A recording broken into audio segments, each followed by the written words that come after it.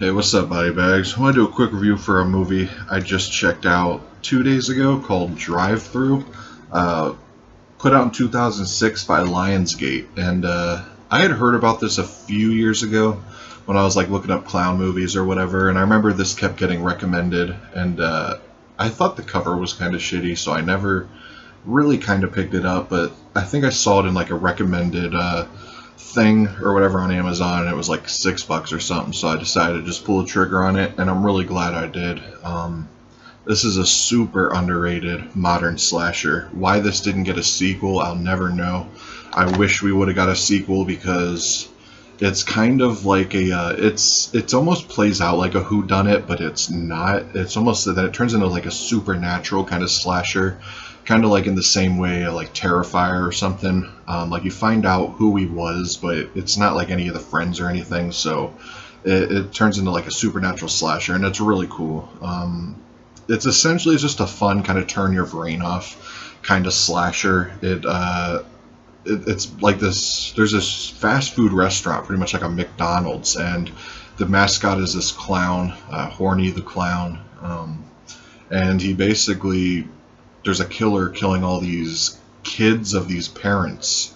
Um, like there's this group of parents. It's hard to explain without really giving anything away, but there was this group of parents that were friends when they were kids, and now all their kids are getting picked off. It's kind of like the same way. What the hell is it? Nightmare on Elm Street. Like they didn't kill the kid or anything, like in Nightmare on Elm Street. Like they didn't burn the dude alive, but they're pretty much all the kids of this group of family is getting picked off one by one.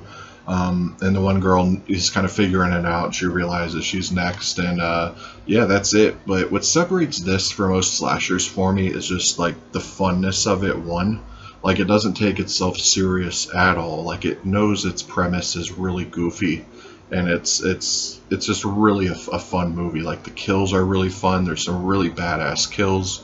Like there's one kill in particular where it's like a playpen and like a McDonald's, except it's at this fast food restaurant, and these kids, the gang, they're called the 420 boys, and it's really stupid, but it's funny.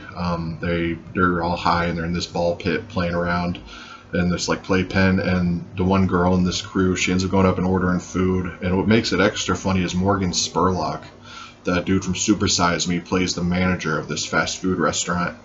But while she's ordering food, this Horny the Clown dude appears in this playpen, and he butchers these kids, or these two 420 boys, in this playpen or whatever, and it's super brutal. Like he throws this axe and it goes in this dude's head, and it's as brutal as say the machete to the face kill in Nightmare or Friday the 13th Part 2.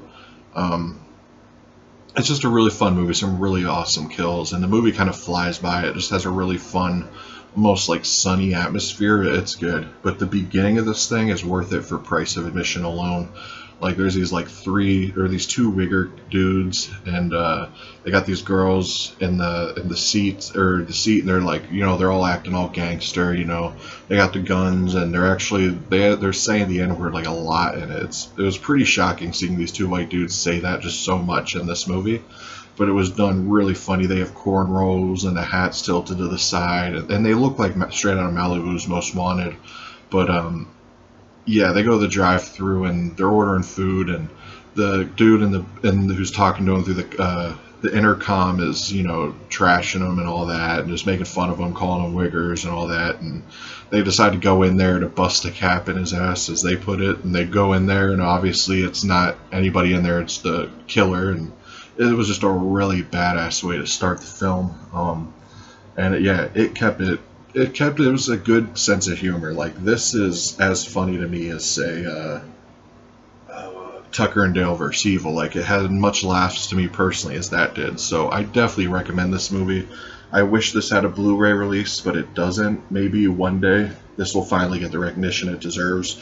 But there's a reason why any review you see of this movie, everyone says it's underrated, which it is. Not a lot of people know about it, but they should. It's definitely worth picking up.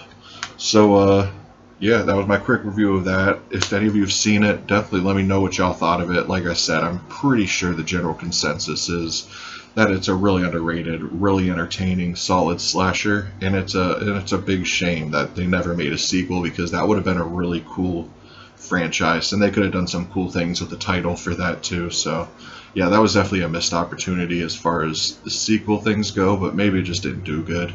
Because personally, the cover is terrible, and the title is kind of terrible too. So, I think that's ultimately what held it back. I think if they did show the clown on the cover or something and had a different title, it would have done a lot better. But, anyways, guys, see y'all next week.